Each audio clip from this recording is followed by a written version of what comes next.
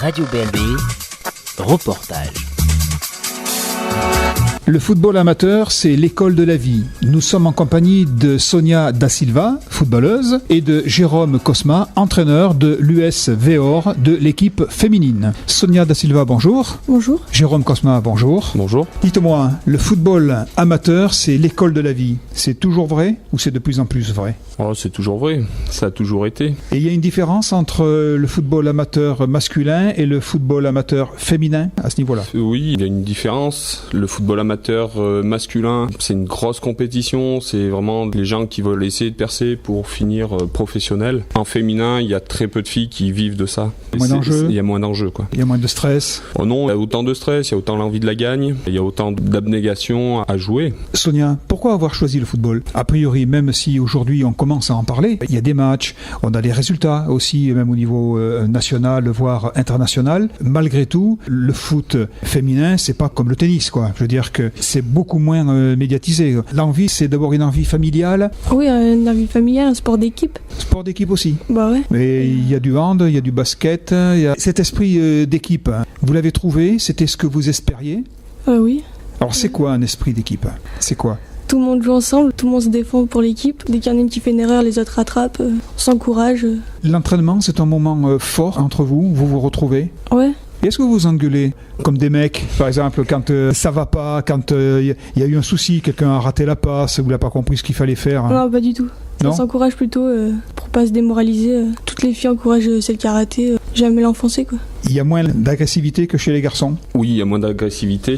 Moi, d'ailleurs, j'étais entraîneur garçon et je suis passé chez les féminines parce que justement, chez les garçons, ça devient catastrophique. Alors que chez les filles, il y a des contacts, mais ça reste quand même très correct. Il y a beaucoup moins de tacts, c'est moins porté sur le physique, c'est plus porté sur la technique, le jeu rapide, pas des grands ballons devant, c'est rare, c'est plus dans les pieds, avec contrôle, passe, c'est plus fluide comme ça. Le public qui vient encourager les féminines, il est plus cool aussi parce qu'il paraît, moi j'ai entendu dire, que même les très jeunes, le samedi ou le dimanche, parfois il y a de la baston dans le public parce que les parents se foutent sur la gueule. Est-ce que c'est pareil chez les filles ? Non, c'est beaucoup moins fréquent du fait que il y a moins d'enjeux. Comme on en a dit, les garçons, les parents voient des Zidane en chaque gamin, espèrent qu'ils vont progresser et puis toucher des millions un jour ou l'autre. Alors que chez les filles, le mieux qu'on peut aller, c'est en D1 à Lyon, par exemple, ou alors faire une carrière aux États-Unis, mais il y en a très peu en France, puisqu'il y a seulement aux États-Unis un championnat professionnel. Après, c'est l'équipe de France, mais ça touche pas des 100 et des 1000. Ça reste amateur. Maintenant qu'on a parlé de ça, c'est évacué, on n'en parle plus. Alors, moi, j'ai trouvé que c'était important d'en parler parce qu'on a quand même tout ça au fond de notre tête.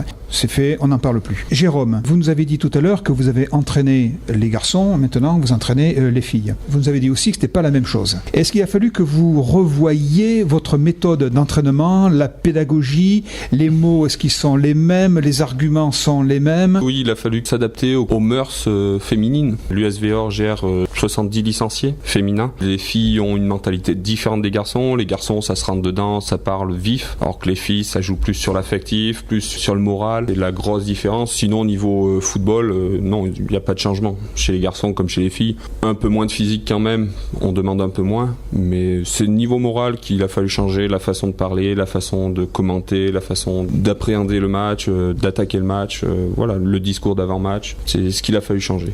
Alors moi, je ne suis pas un grand spécialiste, au contraire, du sport et du foot en particulier, mais effectivement, vous disiez tout à l'heure, Jérôme, qu'elles sont moins physiques que les garçons, mais moi, il me semble, du moins quand j'étais jeune, c'était surtout vrai en rugby, mais je crois aussi que ça devait être la même chose au foot, c'était dans les années 60 quand même moins physique qu'aujourd'hui. Et moi, je ne me rappelle pas d'avoir vu des joueurs de foot avec des tibias cassés, des choses comme ça. Ça, c'est arrivé dans les années 70 et les années 80. En rugby, pareil, il y a de bons plaquages, mais des gens qui restent sur le carreau, qu'on retrouve à l'hôpital, il y en avait très peu, alors qu'aujourd'hui, malheureusement, c'est devenu monnaie courante. Je me demande si un match de foot de filles aujourd'hui, on ne pourrait pas l'assimiler au foot des années 60 ou des années 70. Beaucoup plus fluide, beaucoup plus souple. On en revient toujours à la même chose. Maintenant, il y a de l'argent, même à bas niveau. Je parle au niveau masculin, il y a de l'argent, même à bas niveau. Donc forcément, ça engage plus de virilité, plus de méchanceté pour marcher sur la tête du voisin, pour prendre ce qu'il y a à prendre. Alors que dans les années 70, c'était que de l'amateur. Donc en féminin, ça reste vraiment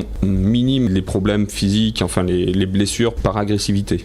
Avec 70 licenciés, vous avez fait le plein à l'USVOR ou vous pouvez encore recevoir des filles? On accueille tout le monde. On a toujours besoin de filles parce que le principal ennemi du foot féminin, c'est le travail. Parce que les filles ont souvent des emplois de serveuses, d'infirmières, des emplois qui se font le soir, la nuit et le week-end.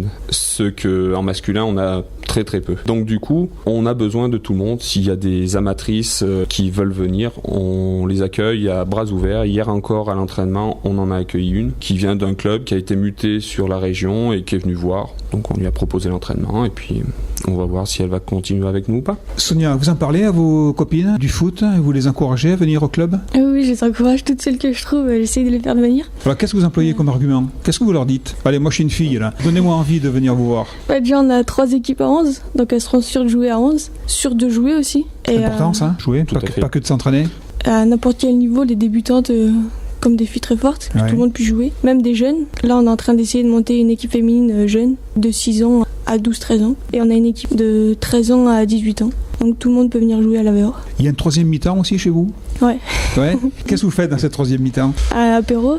L'apéro, vous chantez? On discute, ouais. Ça chante, ça danse. Oui, comme pour les garçons, il y a une 3e mi-temps qui est certes un peu moins longue qu'avec les garçons, mais ça peut durer. Elles sont pas les dernières pour faire la fête. Il y a de la place dans votre club? Il y a de la place. De plus, comme disait Sonia, l'AVEOR a l'avantage d'avoir 4 équipes à 11, 3 équipes seniors qui regroupent pour les plus expérimentés qui jouent en 2e division nationale, c'est-à-dire quasiment au plus haut niveau français. On a une équipe 2 qui joue en Ligue Honneur au plus haut niveau Rhône-Alpes qui existe, et on a une équipe pour les débutantes qui joue en district Dromardèche. Ça part des débutantes aux filles qui ont juste envie de jouer et pas de se prendre la tête pour aller très loin. Et puis on a une équipe U18 qui elle regroupe les moins de 19 ans, ça va des U15 à U19, qui jouent aussi en régional. Après là, comme disait Sonia, on est en train d'essayer de monter des équipes féminines jeunes, sachant que pour l'instant, toutes les féminines, toutes les filles de 6 à 15 ans jouent en mixité, car il n'y a pas assez de filles pour créer un championnat filles. Du coup, elles jouent en mixité, et là on essaye justement de créer une équipe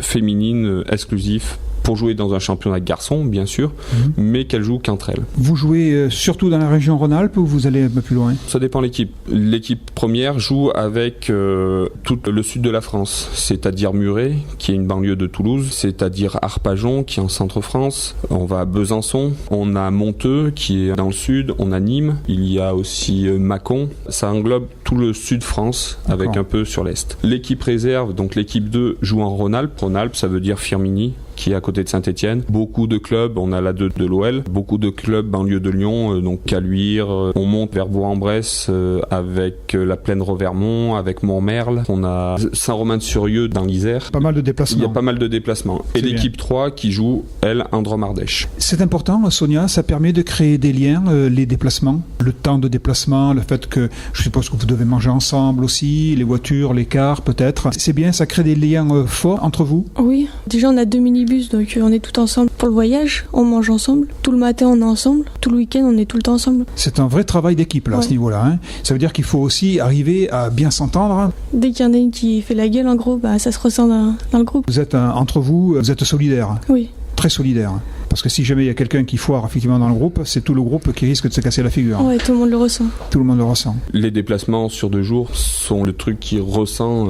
Ça joue aux cartes, ça discute, ça rigole, ça écoute la radio. Ça fait vraiment vivre le groupe. Nous accueillons toutes joueuses expérimentées ou pas à l'USVOR. De plus, chaque week-end, on met en place des affiches pour qu'il y ait de plus en plus de personnes qui s'intéressent au foot féminin à l'AVEOR, mais aller voir le foot féminin, ça a besoin de se développer. Et c'est aussi bien que les garçons. Nous étions en compagnie de Sonia Da Silva et de Jérôme Cosma qui nous parlaient de l'USVOR, de l'équipe féminine. Pour tout savoir, ou du moins pour en savoir plus, vous allez sur votre site de recherche préféré et vous tapez usvor.fr ou usvorféminine.skyrock.com, féminine avec un S.